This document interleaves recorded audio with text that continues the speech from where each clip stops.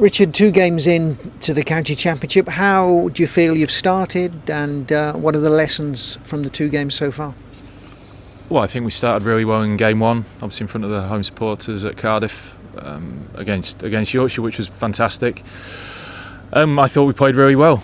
We pushed them hard and just couldn't quite get over the line on that last day, but I thought the way we went about it was brilliant. And then last week, Nottingham, different challenge against a very good team, obviously reigning champions, to go up to Trembridge, which it was brilliant actually to play them early on and see where we fare. And I thought through periods of the game we actually competed really well.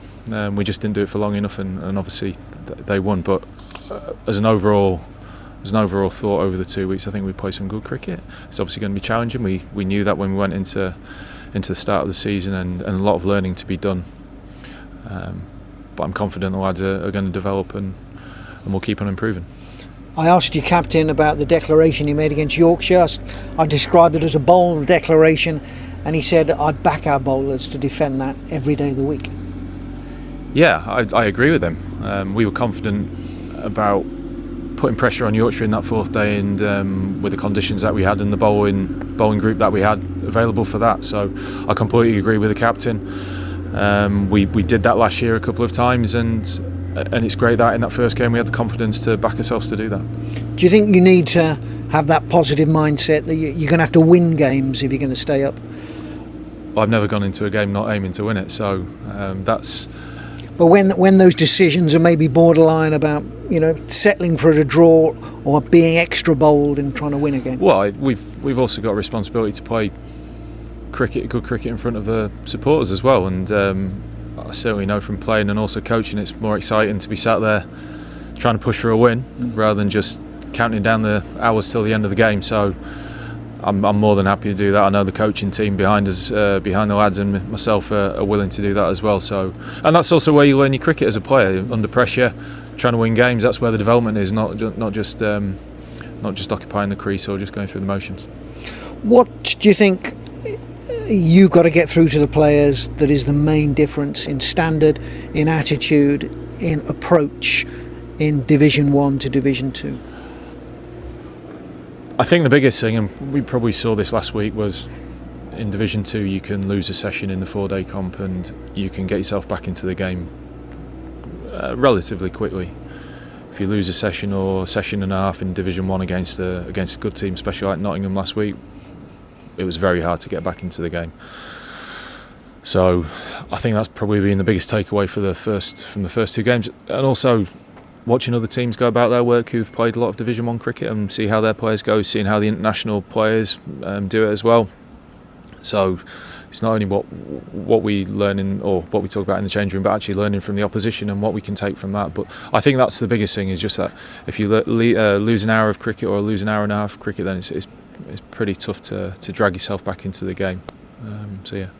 There was quite a bit of talk about the new trial replacement rule after the Notts game. What do you make of the way that rule is working, and does it need a tweak? I think it's hard to say after 2 games. There's probably more substitutes being used than I expected. We'll only know after a few more games, I suppose, if there's a pattern to the rules that we've got to play. So I think we chatted after the game the other day about just having to get on with it and not letting it affect us. And that's all we can do, really. And I suppose, yeah, it'll be a test of time more than anything. Is cricket heading down a path of continual substitutions like football or rugby, or not? I hope so. Sorry, I hope not. I hope not. Why do you hope not? 4-day cricket especially is tough. It's a challenge. Test cricket, if you get to that level, is a challenge.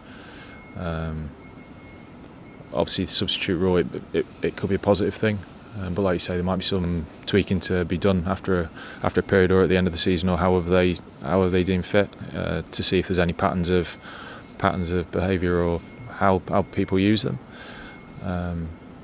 But it's a challenging sport. 4 days cricket, 5 days worth of cricket's physically challenging, and it's part of the coaching aspect of it as well, is to get people prepared and robust enough to compete across 4 or 5 days.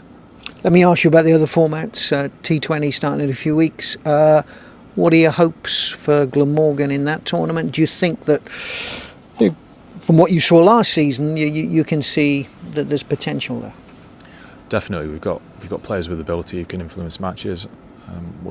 Last year we just missed out. I think it was by 1 point, and we had games that we should have closed out actually, and we didn't do that. So, two simple things. I think you always aim to get into the knockout stages. That's the first thing, and then anything can happen after that if you do get to that stage. And secondly, just continued improvement across the board from a skill perspective with the players, and hopefully if you do that, then that influences the points column at the end of the day. And maybe we did have a chat through the winter just around some of when we're in those positions, when we're on top of a team, how do we close out games and finish them off. So they're the things that we're probably going to be looking at moving into it.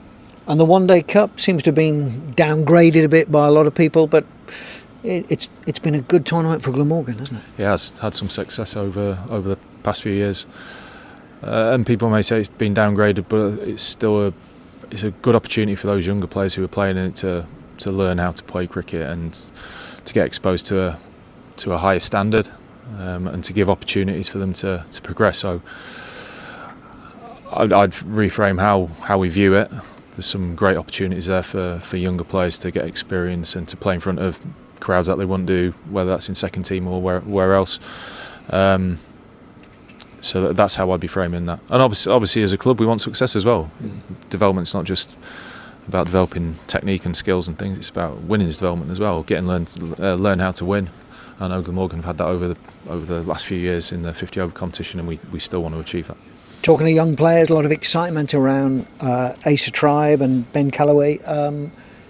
Is it hype or are they the real deal? Well, at the moment they're progressing really nicely. They obviously had very good seasons last year, and they were rewarded with those Lions Corps, which they deserved. And then they were exposed to different challenges last winter, which hopefully progresses into the further development. And getting promoted was fantastic for all of our players, because it now challenges them and exposes them to harder cricket, if you like. The players have certainly got the potential and ability. I suppose from a coaching perspective and a player's perspective, it's about just now trying to keep on improving that, and keep developing for them to continue to succeed. Been a while since Glamorgan had England players, 20 years. Are they the guys to end that wait? The bottom line is, to play for England you've got to get runs and wickets consistently, and if you do that, then other people have got to make the decisions, and that's my message to the players, whoever they are. If you're not doing that, then you're not going to be in many conversations. So that's as simple as I can make it, really. If you're getting the runs and wickets, then put the ball in someone else's court to make those decisions. That's what we're encouraging, and hopefully we continue to do that, and those lads continue to do that. And they appear to have a degree of bit of swagger about them, a bit of self-confidence, which is good, isn't it? Massively, yeah. You go out there with self-belief, knowing that you can perform and compete against those players. And I know those two lads who went out to Australia saw that firsthand. When you get out there, it's tough cricket, and yeah, you've got to be ready to compete and have that self-belief that you can do that. Otherwise, it's a tough place to go and perform. Mm-hmm. And for you personally, Richard, you've had a chance now to gauge a proper pre-season, a season under your belt. What is the potential of this squad? What do you think Glamorgan can achieve? Well, last year was fantastic to get into this position which we're in the Championship. We've got to realise that it's going to be challenging, and we've got to be prepared for that. And then if we do that, then we will keep on improving. And it's going to be a long-term process to this. It's not going to be a quick solution or quick fix of climbing up the table and things like that. We're going to have to really work hard. We've got some really good youngsters coming through the system, which is fantastic. Some of them are playing second team, some of them are still younger than that.